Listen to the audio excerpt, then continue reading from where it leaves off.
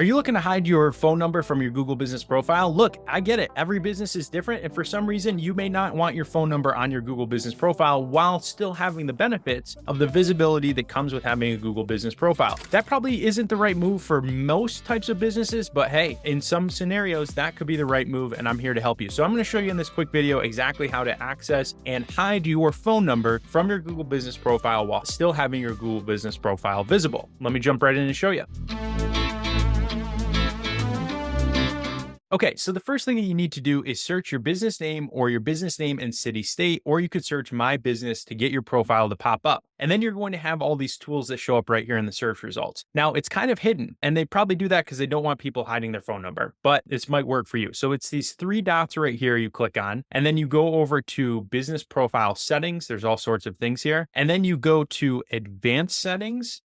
And then you scroll down to phone number, and then you can toggle phone number on and off right here. So you can see the minus check mark. And that's it. If you like this, hit like and subscribe for more great tips on how to manage your Google Business profile and create visibility for your business. We'll catch you in the next video.